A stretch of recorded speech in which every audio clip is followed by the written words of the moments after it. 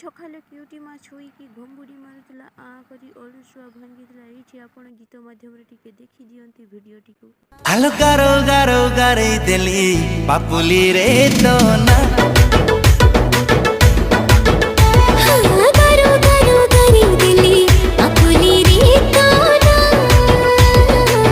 ପାପୁଲି ରେ ତୋ ନା।